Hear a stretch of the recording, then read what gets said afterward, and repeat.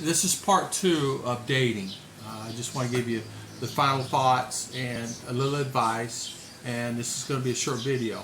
But anyway, I just want to recap. We talked about dating in the Philippines, and I went on Pina Love, and I want to kind of get you some insights on what to be prepared for and little advice. I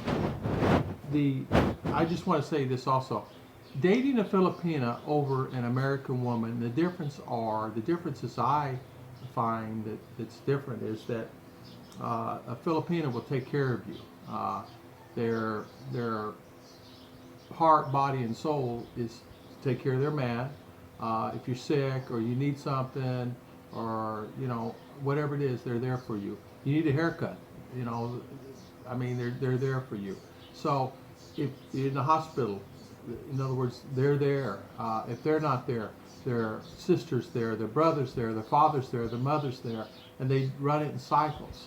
So it's not like you're going to be alone or you're going to be situated, because they believe in family. And if you're a family person, it's great to be. If you're not a family person, be prepared. If you marry a Filipino, you're going to be married into the family.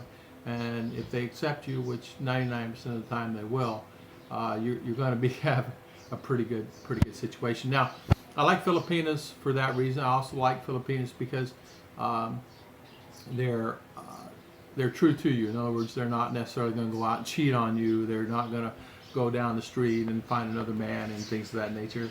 They're really pretty. They're true to you. American women are very, as you know, opinionated. They always voice their opinion all the time. Filipino will not. They tend to be shy, keep their mouth shut. They will not. They may tell you something when it bothers them, and that's what you have to do. You have to ask them questions. You doing okay? Anything bothering you? If they're very quiet, and sometimes they will say, sometimes they will not. But the great thing about it, they're not necessarily someone, depending accordingly on the woman, of course. They're really shy people. Philippine people in general are shy. Men are shy, women are shy. But they're there for you. If you have a flat tire on the road, there will be a Philippine man driving a tricycle down the road. He'll help you change the tire.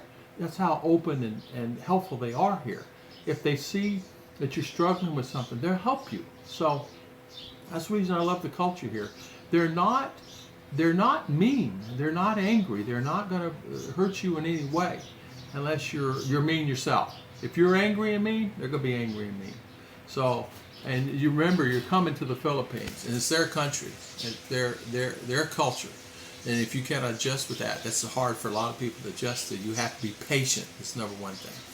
So, but in closing, Western women are opinionated. They're money oriented. Where Philippine women are money oriented, but they're really not. If they have a place to sleep, food, some of the comforts of home, they're not going to require all these other things. They're not like a situation where they require, you got to have this. Some will. It's not a perfect world, but really overall, the ones that I know and the ones I'm associated with, they're not into that as much as you think they are. Some love, and it depends on where you live. In Manila, it's got a different lifestyle. You're a product of the environment you're in. So if you're in that environment, a lot of activity, money rolling around, this, that, and other. But I live in Maragmag, Bukidnon, Philippines, and it's very quiet, very nice. It's, when you go to an outing, you go to Christmas at the park, things like that, it's all family. It's just very nice, very calm.